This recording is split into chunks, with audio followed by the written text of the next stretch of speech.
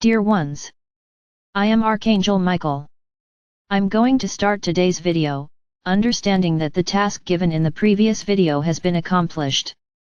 In fact, the two tasks, the 10 desires, and the reading of the first letter of Christ. I must admit that many did neither. But that won't stop me from commenting here, what needs to be commented on. Anyone who wants to can read it later, or as I said yesterday, it's up to each person. So, continuing what I said yesterday, all the gods that arrived here were distorted by the dark ones. They had their teachings and their ideas, completely modified, because it would never be allowed to imagine a loving God who did not punish, because the great villain of this entire process has always been fear. So you had to be kept under fear, under gods that punished. Even in the golden times, you already had the power to create, the power to receive back everything you emanated. So with so many rules, with so many limitations, with so many impositions, it wouldn't be difficult to imagine that you only generate bad things around you. And that was more than enough way for those who controlled to spread fear even further. You see, because you didn't do what we said, God punished you. Look, you lost everything, you lost your crops, you lost your cattle, you lost your food, because God punished you and made you lose everything. Many, today, still believe this, that they go through certain circumstances due to divine punishment, for something they supposedly did, and of course you always find the reason for the punishment, because you continue to be incarnated in Tercera, and reasons there will be no lack, so that supposedly you will be punished. Because you emanate wrong feelings all day long. So this has always been like this. Each accident, the more serious that Gaia caused, was the wrath of the gods, it was the wrath of the divine, so that you remained more and more afraid, more and more submissive to the rules, of those who dictated the orders. And in the meantime, religions began to appear. A religious leader emerged within each culture, who was supposedly the representative of the one who united them, who punished them. And yes, be sure that that representative always believed that he was the supreme representative of what the gods said. And everyone in the communities, everyone in the villages, in the cities, bowed to him before doing anything, because he said what the desires of God would be, of that vengeful God, of that punitive God. Then he determined how many sacrifices should be made, in the name of the peace of the community, how many animals should be slaughtered, how many virgin girls should be slaughtered, in the name of appeasing the wrath of the gods. My brothers, I can even tell you that in many places on your planet right now, this still exists. Of course, in a very veiled way, in a very hidden way, because their laws no longer allow this, laws have overridden religions, and no longer allow this type of killing of humans as sacrifice. Barbarities still exist in this world, at this moment, today, now, all in favor of teachings that have been passed down over time, to precisely keep you out of the line of love and evolution, and keep you trapped in a series of cause and effect, because everything you cause, the effect returns. This is the law. There is no difference, but it is not the law of return as punishment, it is the law of return in which you receive exactly what you emanated. So if you emanated love, if you were kind, if you were charitable, the universe returns more of the same. Now if you humiliated, if you hurt, if you harmed, in the same way the universe will give you back more of the same, and you will always feel wronged. Because you think you didn't deserve that humiliating the other, and doing harm to the other, was because the other deserved it. So you did it, so you don't deserve to be punished. This is what was passed on to you. You became judges, condemning executioners of the other. I don't know at what point in your existence someone gave you a judge's clothes and gown, so that you could go out and judge your fellow human beings, not just judge, condemn, and inflict punishment on them. Interesting. This way of feeling powerful is very interesting, because this is nothing more than feeling powerful, thinking that you can have someone else's life in your hands, feeling like God. You have always liked to play God, to manipulate, to modify what nature gave you. What nature brought you was never enough for you, you always had to increase, modify, to make more money, to get rich, not for the good. Who cares? Who cares what happens at the end? Everything is the spring of the world, the energy of money. So you were totally induced to act this way. All religions were created based on a punitive god, based on a vengeful god. And into this world comes Sananda. I'm not going to comment on his story here. What I want in these videos is to comment on the importance and everything that Sananda represents for this planet and for the universe. So for those who read the first letter, you will notice that he was essentially human, in his first years of life, not that enlightened and perfect being, which you were led to believe, because he had not yet awakened. Exactly how many of you lived until recently? Until one day the moment came for him to awaken, and then he knew everything that our Father or Mother God wanted him to know, wanted him to understand, the power that you all have in your hands. Not the power that only he would have, no, it is the power that you all have. Of course, it is necessary to talk a little about Sananda's soul. He is an extremely evolved soul. And for those who believe that it is a fractal of me, no, it is not. He is an extremely evolved soul, with a lot of power of love and persuasion, with a lot of caring power, with that power to balance, to center, to show that not everything is what it seems. So this extremely evolved soul, of extremely high dimensions, has its role in the universe, not just on planet Earth.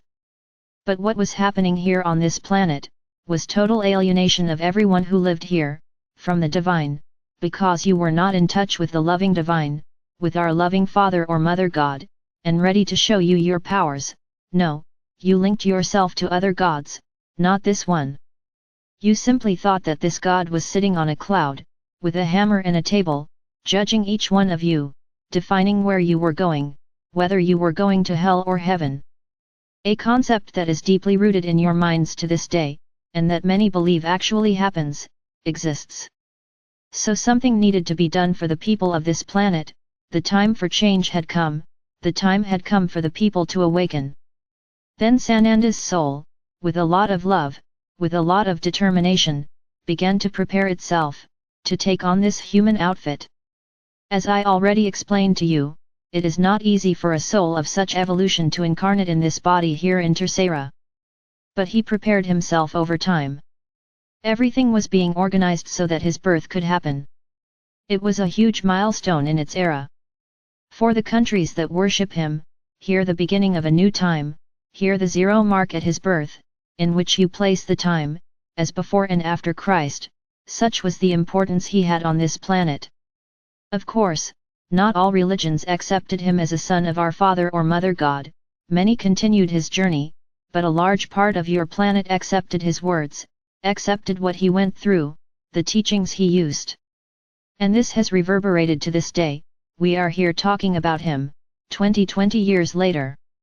So what I want to comment here is exactly what he comments in the letter, that a lot of what he said, people didn't understand, because they were so used to that experience of punitive and vengeful gods, which was very complicated for them to understand, that God is love, pure love, nothing more than that. That everything that happens is the result of your own thoughts, the result of what you emanate.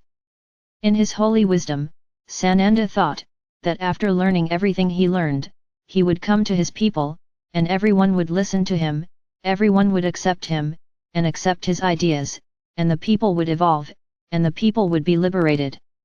But we cannot forget that everything here was controlled. So the great rulers of the time could not let this happen, because if the people were freed, what would it be like from then on?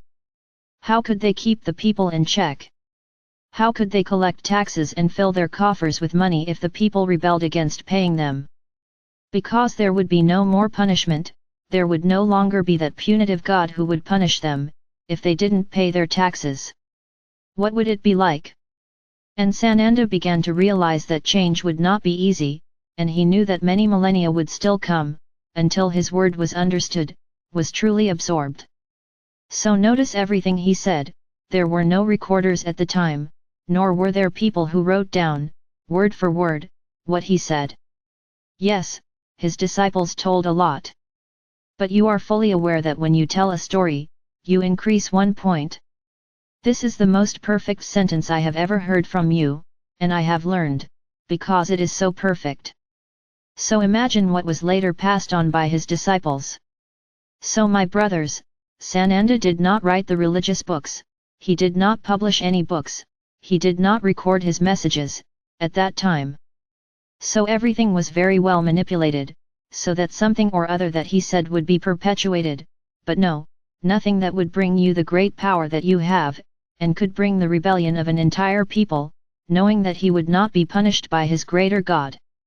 So notice my brothers, that today I ask you to read the letters. So it's as if you were 20 years ago, listening to what Christ was saying, what Sananda said, but today there is a difference, because the vast majority who are here, I want to believe, accepted the words they read in the letter. Some were perplexed, yes, because the story is totally different from what was told, by their religious books, and by their religions. But it's up to you to understand how much everything written there resonates with what you have learned. If you notice, I have already said a lot of what is written there, because this is the truth. It is not the truth of Sananda, it is the truth of our Father or Mother God. What Sananda tells in the letters, it is nothing more than the description of that our Father or Mother God does, and that has to be said by me, by him, and by all beings of light who start talking about our Father or Mother God. Because the truth is unique, there are not two gods, there is a single loving and merciful Father or Mother God. There is no other.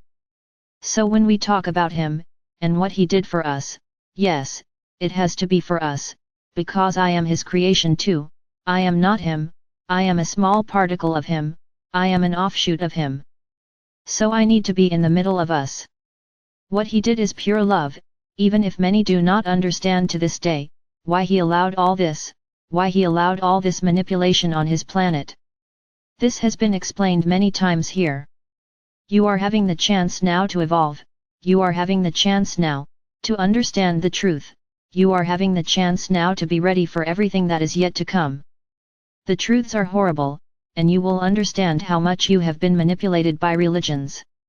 This is the saddest thing, because religions, nothing more, nothing less, were created, for precisely that, through beliefs and misplaced pieces of speech, from the great beings of light who have already been here, to show exactly, that they have no power, that power is in the hands of God, and that he does what he wants. In a way this is not a lie.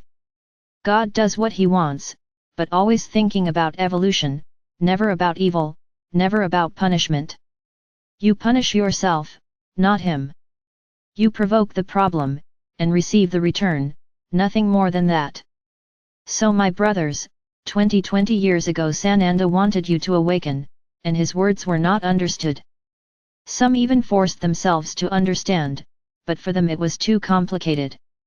But the important thing is that spark of love, from this being of light, was planted in everyone's hearts, all who follow his words, because there are other religions, which do not consider Sananda, consider other beings of light. But most of your planet is Christian. So that's why what was said is so important, and the importance that Sananda has in this evolutionary process, which is happening now, and you will understand this much later. So my brothers, Sananda was human, because he was incarnated here, in this dimension, his soul was extremely evolved, but he came with the objective of freeing his people, of freeing you from the yoke of those who kept you imprisoned. But as we can see, here you are 2020 years later, starting the journey towards evolution, again, but this time, the limit has reached. So this time, there will be no more chance for you to remain trapped unless you choose. Whoever chooses to remain in this prison, very well, can go packing their bags, to catch that tram. That's all I have to say to you, and continue in this prison, imagining a punitive God, who punishes you, who punishes you, who judges you all the time. So this is what you will have, if you continue along this path, believing faithfully and piously, in what your religious books say, in what your so-called representatives of God say. It's your choice, who you want to believe in. The elevation that Sananda had, the moment he went to the desert, is what you are having now, only you are still very slow, in the knowledge of everything you have to understand. But exactly because he was an evolved soul, extremely evolved, he was able to go through that entire knowledge process in one go. You are moving towards this, towards knowing the truth of your souls, the truth of the power that you have, that you all have. You just need to believe in them, and you know, that when you believe, you succeed. So the choice is yours. Who will you believe, those who say you have no power, or those who say, you are powerful, you are capable of doing whatever you want, always being aware that everything you do it, there's an opposite reaction. Just that. This is the great teaching. So it's your decision, what you want for your life at this moment. I told you that this year would be different, that I would be preparing you for evolution, effectively speaking. And then I ask a question, are you ready? Are you ready for the truths? Are you ready to discover your powers?